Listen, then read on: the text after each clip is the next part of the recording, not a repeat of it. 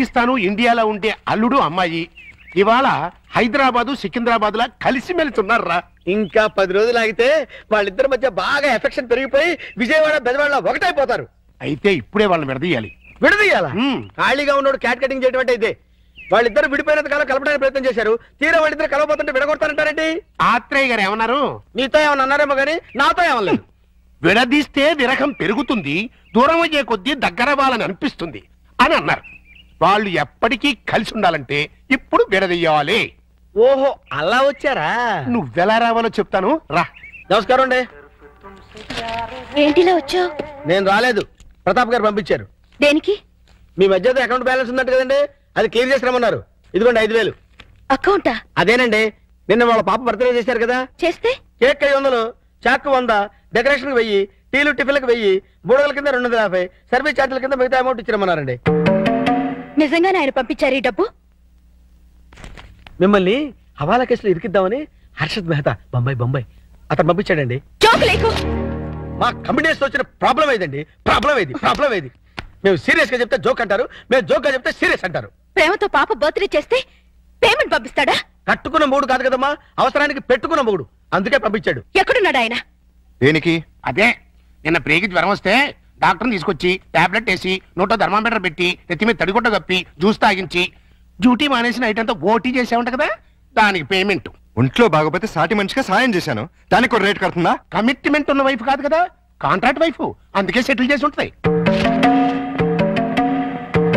ఏంటిది? ఆ ప్రశ్న నేను అడగాలి. పాపకి కనతల్లిని కానంత మాత్రాన కేకులు చాకులు అమ్ముకునేంత చీప్ గా కనిపిస్తున్నానా? నేను మాత్రం తాళి కట్టినంత మాత్రాన అభిమానంగా సాయం చేస్తే దానికి రేట్ కడతావా? డబ్బు పంపిస్తావా? నేను డబ్బు పంపడం ఏంటి? మరి డబ్బు ఎవరు పంపారు? ఏమో నాకేం తెలుసు. మీ ఇద్దరి మధ్య సెటిల్మెంటే తప్ప సెంటిమెంట్ లేదని నేనే సెటిల్ చేశా. మా ఇద్దరికి సెటిల్మెంట్ చేయడానికి నువ్వెవడవే? నీకు మావని, నీ కూతురికి తాతని. అయితే ఎలా నాటకాలు ఎందుకు? మీరాడే నాటకాలు చూడలేక. అంటే మా ఇద్దరికి ఎలాగోలా గొడవ పెట్టి విడదీద్దామనా? అంటే మీ ఇద్దరు కలిసిమెలిసి ఉంటున్నారా? కాపురం చేస్తున్నారా? కాపురం చేయకపోతే మాత్రం కలిసే ఉంటున్నావుగా. ఎందుకు? ఎవరిని ఉద్ధరించడానికి? అగ్రిమెంట్ కాపురం, సెటిల్మెంట్ వ్యవహారం. ప్రేమగా పప్పికి పుట్టినరోజు చేస్తే దానికి వెల కడతారా? తప్పే ఉందమ్మా. ప్రేమగా చూసుకోవడానికి, ఫ్రీగా చేయడానికి పప్పినికి ఏమన్నా చుట్టమా? ప్రియా పప్పికి తల్లి. తల్లే ఏ వరుసలో? కంటే కన్న తల్లి అవుతుంది, నిన్ను కట్టుకుంటే సవితల్లి అవుతుంది, దాన్ని పెంచుకుంటే పెంపుడు తల్లి అవుతుంది. ఈ మూడు కాకుండా ఈవిడ ఇంకే రకంగా తల్లి అవుతుంది? ప్రేమానురాగాలు పంచే ప్రతి ఆడది తల్లే. ప్రేమానురాగాలు పంచే ఆడది పెళ్ళావెందుకు కాకూడదు? అంటే ఏంటి నీ ఉద్దేశం? నేను అడిగేది కూడా అదే. ఏమిటి నీ ఉద్దేశం అని. నీకేమవుతుంది? రండా, లవరా, వెళ్ళావా, లేక ఉంచుకున్నదా? నేను మోస్తాను, కానీ లోకం నోరు ముయించలేదు. లోకంతో మాకు పర్లేదు, కానీ నాకు పప్పికి ఉంది. పప్పి గురించి నువ్వేం దిగులు పడక్కర్లేదు. ప్రియ వచ్చిన తర్వాత చాలా సంతోషంగా ఉంది. రేపు ప్రియ వెళ్ళిపోతే ఎక్కడికి వెళ్తుంది, ఎందుకు వెళ్తుంది? అంటే నిన్న పుట్టినరోజు చేసిన ప్రియ రేపు దగ్గరుండి నీ కూతురికి పెళ్లి కూడా చేస్తుందా? చేస్తుంది. కాళ్ళు కడిగి కన్యాదానం కూడా చేస్తుందా? తప్పకుండా చేస్తుంది. అంత ఖచ్చితంగా ఎలా చెప్పగలుగుతున్నావు? ప్రియ మీద నాకు నమ్మకం ఉంది. అగ్ని సాక్షిగా కట్టుకున్న పెళ్ళమే నిన్ను కాదనుకుని వెళ్ళిపోయింది. ఏ సంబంధము అనుబంధము లేని ఈ కాంట్రాక్ట్ పెళ్ళం చివరిదాకా ఎందుకుంటుంది? చూడండి, మీరు పిల్లల కోసం మొగుడు పెళ్ళాల్లాగా నాటకం ఆడుతున్నారు. బాగుంది, చాలా బాగుంది. కానీ రేపు బబ్లు పప్పిలకి ఊహ తెలిసిన తర్వాత మీ ఇద్దరి మధ్య ఉన్నది పవిత్ర బంధం అనుకుంటారా, అక్రమ సంబంధం అనుకుంటారా? 4 గోడల మధ్య మీరు వేరువేరుగా పడుకున్నా నలుగురు దృష్టిలో మీరు ఆడే నాటకం ఫ్రెండ్షిప్ కాదు, ప్రాస్టిట్యూషన్ అంటే వ్యభిచారం.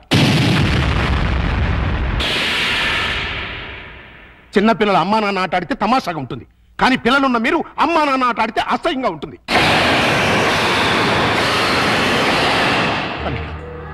నువ్వంటే నాకెంతో ఇష్టం. ప్రియ అంటే నా కూతురు కంటే ఎక్కువ ఇష్టం. మీ ఇద్దరు పుణ్యమాని ఆ ఇద్దరు పిల్లలు తల్లి తండ్రిలే లోటు లేకుండా ఆనందంగా ఉన్నారు. ఆ ఆనందాన్ని వాళ్ళకు శాశ్వతం చేయండి. మీ అనుబంధాన్ని శాశ్వతం చేసుకోండి.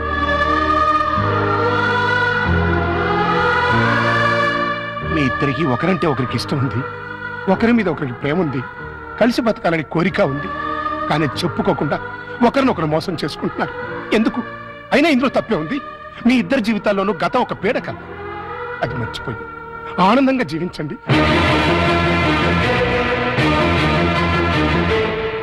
కాదంటే ఈ నాటకానికి తెరదించే పిల్లలకు నిజం చెప్పేద్దాం. తల్లి తండ్రి లేరని 4 రోజులు ఏడుస్తారు, ఆ తర్వాత మర్చిపోతారు.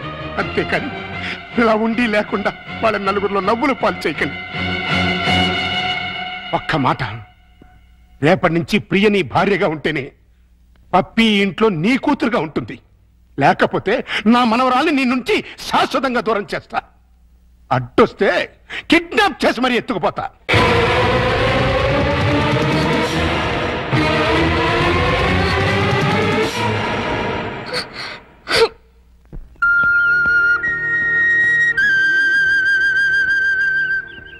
ప్రియా, ఉదయం మావయ్య ప్రవర్తన గురించి మనం బాధపడ్డాం, కానీ ఆయన అలా అంటంలో న్యాయం ఉందనిపిస్తుంది. పిల్లల కోసం అమ్మా నాన్నలుగా నటిద్దామని కమిట్ అయ్యాం, అలాగే కంటిన్యూ అవుతున్నాం. ఇద్దరం కలిసి ఒకే ఇంట్లో ఉంటున్నాం. రేపు మన ఇద్దరి మధ్య మనస్పర్ధలు వచ్చి విడిపోతే మనం ఎందుకు విడిపోతాం? భార్యాభర్తలే విడిపోతున్నారు. ఏ బంధుత్వం లేని మనం ఎందుకు విడిపోలేం? మనం ఒకరినొకరు భార్య భర్తల కన్నా ఎక్కువగా అర్థం చేసుకున్నాం. ఎలా విడిపోతాం? అంటే జీవితాంతం కలిసే ఉండగలమంటావా? ఖచ్చితంగా. అంత నమ్మకం ఉన్నప్పుడు మనం అమ్మా నాన్నలుగానే ఎందుకు ఉండాలి? భార్యాభర్తలు ఎందుకు కాకూడదు? నువ్వు పప్పీకి మంచి తల్లిగానే కాదు, నాకు మంచి భార్య కాగలవు.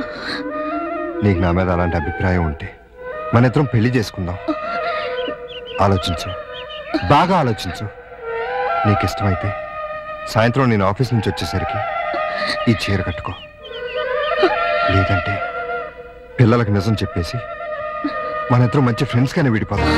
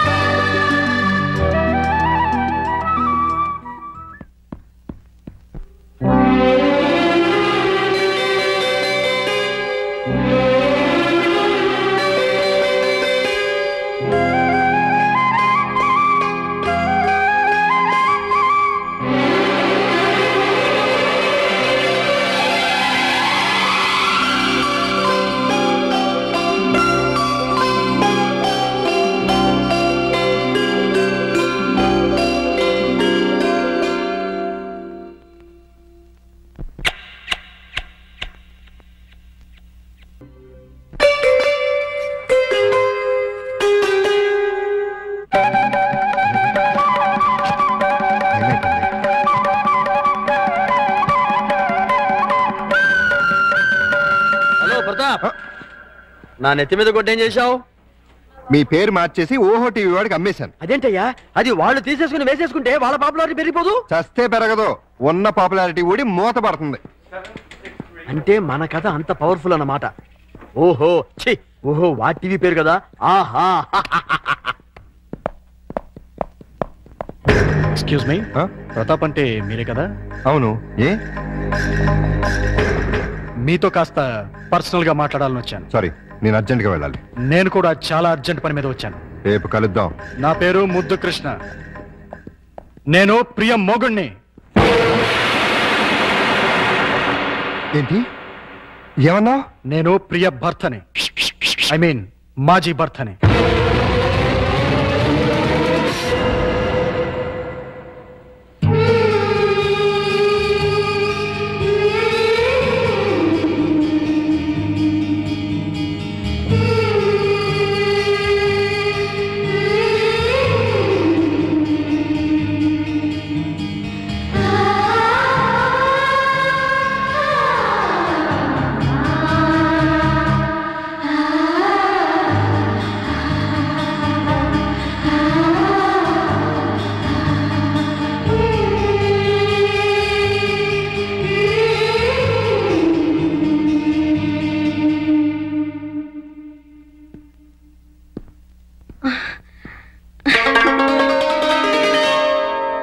ఐదు గంటలకు వస్తానని చెప్పి ఇప్పుడా రావటం? మీకోసం ఎంతసేపటి నుంచి వెయిట్ చేస్తున్నానో తెలుసా? మీరిచ్చిన చీర కట్టుకున్నాను. క్షమించు ప్రియా, అనుకోకుండా ఒక ప్రాబ్లం వచ్చింది. ఏంటి? నా మాజీ భార్య తిరిగి వచ్చింది. నేను ఒప్పుకుంటే మళ్ళీ నా భార్య అవుతానంటుంది. చట్టరీత్యా విడిపోయాం. శాశ్వతంగా కలవకూడదు అనుకున్నా. కానీ ఇప్పుడు తిరిగి నా జీవితంలోకి రమ్మనాలా బొమ్మనాలా ఏం చేయాలో అర్థం కావట్లేదు.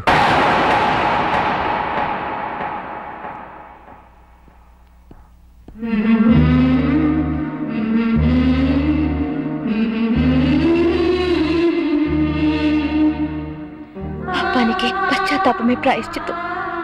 మనసు మార్చుకుని చేసిన తప్పును తెలుసుకుని తిరిగొచ్చిన ఆమెని క్షమించండి. మీ భార్యని చేసుకోండి. అదే న్యాయం, అదే ధర్మం. మరి నువ్వు? మధ్యలో వచ్చాను, మధ్యలోనే వెళ్ళిపోతాను. తప్పు కాదా? తప్పదు. అయితే నువ్వు కూడా రావాలి. ఎక్కడికి? భార్యాభర్తల్ని కలపటానికి.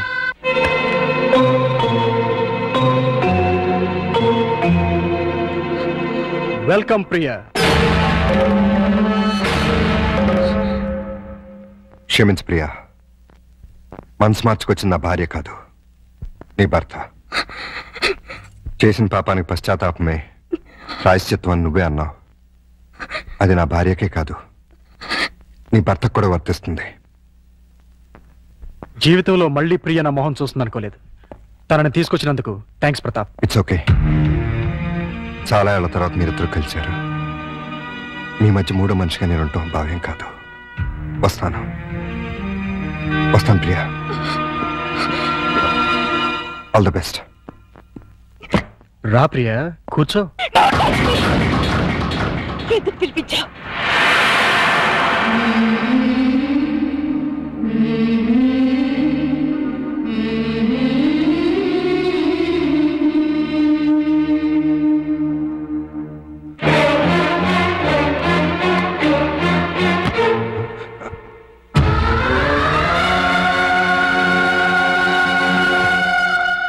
ప్రియా,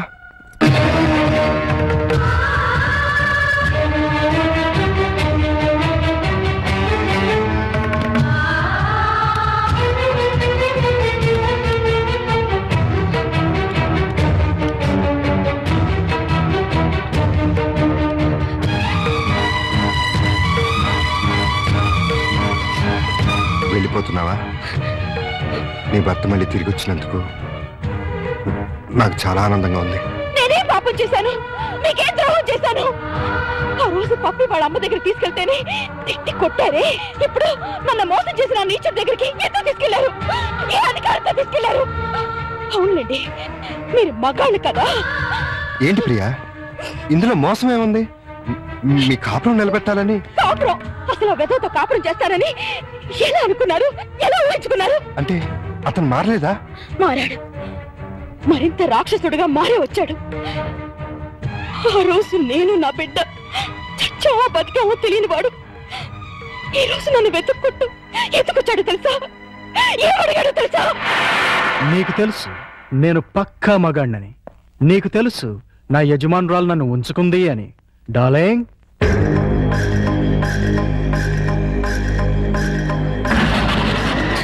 నీకు తెలియదు కదూ, ఆవిడే ఈవిడే. నీకు తెలియంది ఇంకొకటి ఉంది.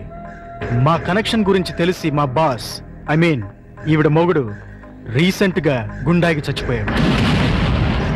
ఇప్పుడు మా లైన్ క్లియర్ అయిపోయింది.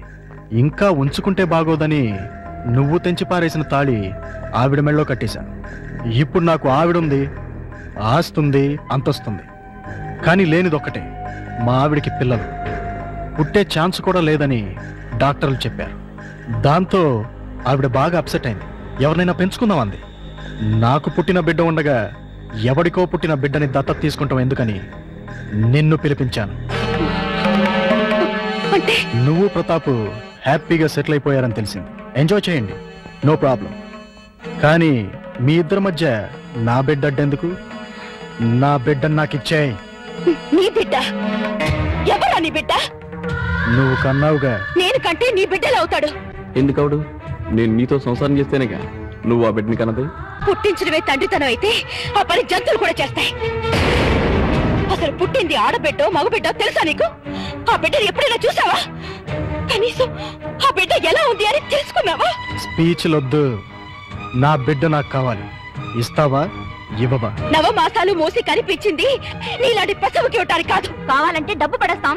చీనోర్మి, డబ్బు పడేస్తే ఉంచుకోవడానికి రంకు మొగుళ్ళు దొరుకుతారు గాని పెంచుకోవడానికి బిడ్డలు దొరకరు.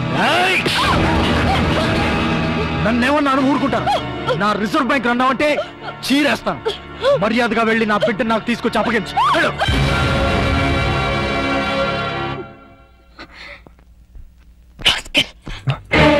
ఇప్పుడు నువ్వెక్కడికి వెళ్తున్నావు? నేను ఇక్కడే ఉంటే నా బిడ్డను నా నుంచి వేరు చేస్తాడు వాడు. బిడ్డ లేకపోతే నేను బతకలేను. అందుకని ఎక్కడికి వెళ్తున్నావు? ఎక్కడికో దూరంగా, ఎవరికి చెప్పను. నాకు కూడా. ఏ మీకు చెప్తే వెళ్ళి వాడికి చెప్తారా? ప్రియా, నా మీద నమ్మకం లేదా? ఉంది, చాలా ఉంది. అందుకేగా నన్ను గోరం చేసి ఆ కసాయి వాడి దగ్గరికి తీసుకెళ్ళావు. బబ్లు, మమ్మీ డాడీ మళ్ళీ తిట్టుకుంటున్నారు. అయితే మళ్ళీ విడిపోతారా? అవును. అయితే మమ్మీ నన్ను డాడీ నిన్ను తీసుకెళ్ళిపోతారన్నమాట. మనం కలిసే ఉందాం. అయితే ఒక పని చేద్దాం. మమ్మీ డాడీకి కనుపకుండా మనం ఎక్కడికైనా వెళ్ళి దాక్కుందాం. రా.